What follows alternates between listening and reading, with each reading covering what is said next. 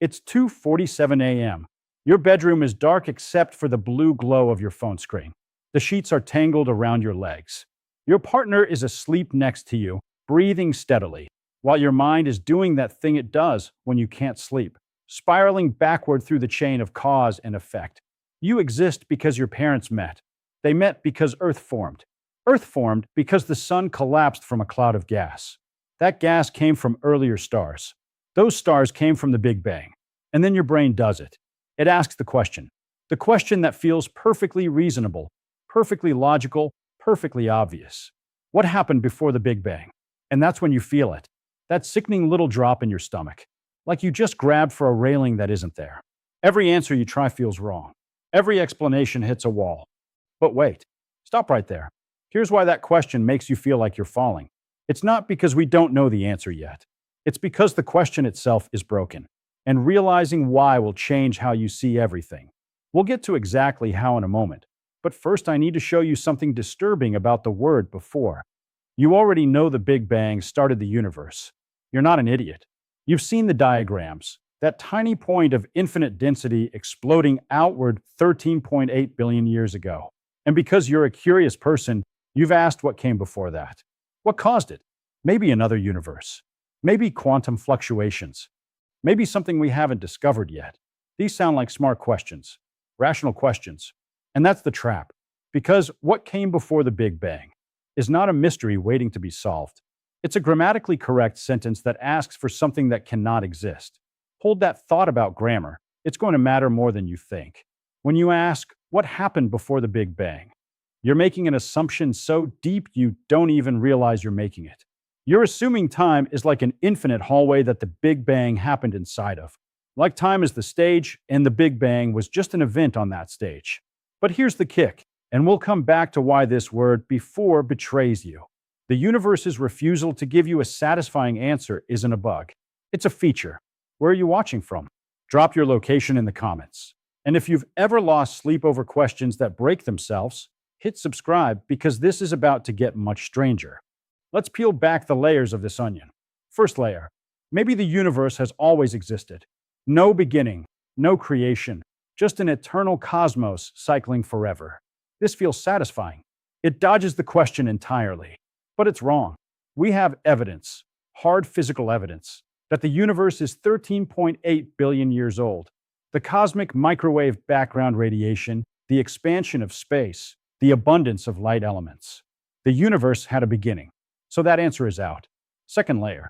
Okay, then maybe something else created it. Maybe God said, let there be light. But notice what happens to the question. When did God create the universe? If you say at the beginning of time, then you're admitting time started with creation. There's no before. If you say God exists outside time, then you're admitting before doesn't apply.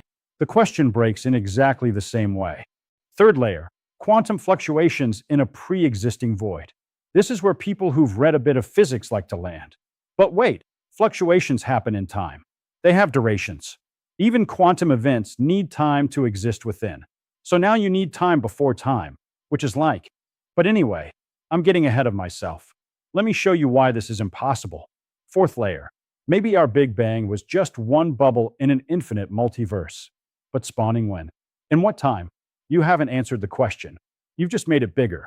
The infinite regress doesn't solve the problem. It amplifies it. Are you starting to see the pattern? Every single answer assumes the thing it's trying to explain, time. They all imagine events happening before the first event. This bothers me. It should bother you, because it means one of two things. Either the universe is playing a cosmic joke on us, or we're asking a question that's as meaningless as asking what's north of the North Pole. Remember that North Pole question? Let me show you exactly why it's the perfect analogy. Imagine you're standing at the North Pole. Every direction you can walk is south. Not mostly south, entirely south. East and west don't exist there. Now here's what I promised would matter. North only makes sense in relation to the pole. The pole doesn't exist within a pre-existing framework of northness. The pole creates the very possibility of north and south. Similarly, the Big Bang isn't an event that happened at a location in pre-existing time. The Big Bang creates the very possibility of before and after. Time doesn't predate the universe like some eternal container. Time is a property of the universe, like wetness is a property of water. You can't have wet without water. You can't have before without time. But let's make this more visceral. Imagine a chess game. What chess move happened before the first move? Not what were the players doing. What chess move came before move one? The question sounds reasonable until you realize chess moves only exist within the game. Before the game starts, chess moves don't exist yet. The Big Bang is like the beginning of the chess game. Asking what happened before it is asking for a chess move before chess exists. Or try this. You're holding a cake. You can reverse engineer it.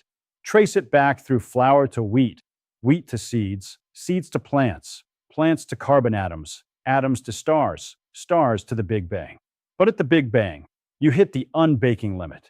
Not because we lack the recipe, because before that moment, the very concept of ingredients coming from somewhere didn't exist. Time itself is one of the ingredients that got baked into existence. Here's where I need to slow down, because this next bit is genuinely disturbing. Remember earlier when I said the question is grammatically correct, but physically impossible?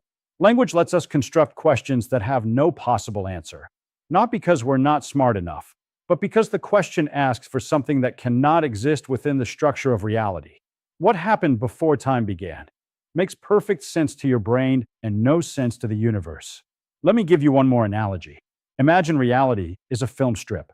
You're thinking of time as an infinite film strip with the Big Bang happening at some frame. But what if there's a first frame? Not a frame showing emptiness. The literal first frame. Before it, there's not blank film. There's no film at all. We're asking for frames that can't exist because the film hasn't started yet. And now, here's where physics gets almost spiteful in its precision. In general relativity, time is not a universal clock. Time is part of space-time itself. That fabric can have a boundary. The Big Bang is a boundary of time the same way the surface of Earth is a boundary of space. You can't go north of the North Pole because north ceases to have meaning. You can't go before the Big Bang because before ceases to have meaning. The mathematics are unambiguous. When you follow Einstein's equations backward, you don't approach infinite past time. You approach a moment where time itself goes to zero. Not time slowing down, time not existing. The equations don't describe what happens before that because there is no before that. It's not ignorance. It's a feature of reality itself. But anyway, let me connect this to something you experience every day. Right now, you feel like you're traveling through time, 1 second per second. But remember that 2:47 a.m. feeling? That's your brain creating an illusion. In the block universe of space-time that physics actually describes, past, present, and future all exist simultaneously. You're not moving through time. You are a pattern in space-time. Your entire life is a fixed structure in 4 dimensions, like a sculpture. The sculpture doesn't move through the gallery. It simply exists. This is what relativity tells us. Time isn't a flowing river. Time is the dimension along which change is measured. And if time is just a dimension, then asking what came before the Big Bang is exactly like, remember the North Pole. Asking what's north of the North Pole. The question assumes there's more timeline beyond the timeline, but the timeline itself is all there is. Have you ever caught yourself asking a question that sounds meaningful, but actually isn't? Tell us in the comments. Now here's where this gets personal. Really personal. The same logic that tells us there's no before the Big Bang also tells us something about death. When you die, you don't go to a place called after death, because after requires time, and time is what you experience while alive. Death isn't an event you experience. It's the boundary of your experience. Just like the Big Bang isn't an event the universe experienced. It's the boundary of the universe. This parallel isn't poetic. It's structural. Your birth is your personal Big Bang, not because you exploded into existence, but because it's the boundary before which you is a meaningless concept. You can't remember before you were born not because you forgot, but because there was no you to form memories. The universe can't have events before the Big Bang not because it forgot its past, but because there was no universe to have events happen to it. Does this bother you as much as it bothers me? It should. We're pattern-seeking creatures. We need causes for effects. We need stories with beginnings, middles, and ends. But the universe isn't obligated to satisfy our narrative preferences. Nature doesn't care about your common sense. Remember Einstein's warning about that collection of prejudices? But here's the strangest part. Once you accept that before the Big Bang is meaningless, something shifts. The obsessive need to find the cause of existence relaxes. Not because you've found the answer, but because you've discovered the question was broken.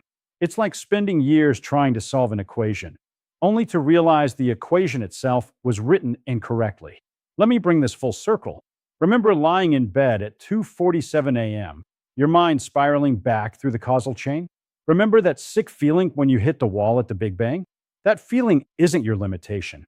It's your brain correctly recognizing that it has reached the edge of what questions can meaningfully ask. You haven't failed to find the answer. You've discovered that reality has boundaries that even thought cannot cross. So tonight, when you're lying in bed, maybe at 2:47 a.m. again, I want you to try something. Set a timer for exactly 60 seconds. Sit completely still. Don't think about the past or the future. Don't wonder what came before or what comes next. Just exist in this moment. Feel what it's like to be a slice of space-time, not a traveler through it. Experience the only thing that's actually real, now. Not because the past and future don't exist, but because you are always only ever in the present. The past is just the direction you call before. The future is just the direction you call after. But you're always here, at the boundary between them. And when that timer goes off, you'll have done something profound. You'll have experienced time the way physics says it actually is, not as motion through a dimension, but as the dimension itself. You'll have felt what it's like to exist at a boundary, the same way the universe exists at the boundary we call the Big Bang. No before, no after, just existence itself. Just like when you were lying awake at 2:47 a.m. Except now you understand why the question that kept you awake was broken from the start. The universe isn't hiding its origin story from you. There is no origin story. There's just the story starting at the first word. If this shifted the way you see time and existence, share it with someone who needs to hear it. Subscribe for more, and tell us in the comments what you are going to do differently now. Thanks for staying until the end. But before you go, think about this one last thing. Every night when you lie down to sleep, you recreate that moment of questioning, that 2:47 a.m. spiral through causation. And now you know something most people don't. The discomfort you feel when you can't find what came before isn't a failure of your imagination.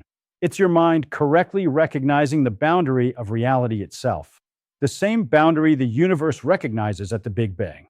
You and the cosmos share this limitation. And in that shared limitation, there's something almost beautiful.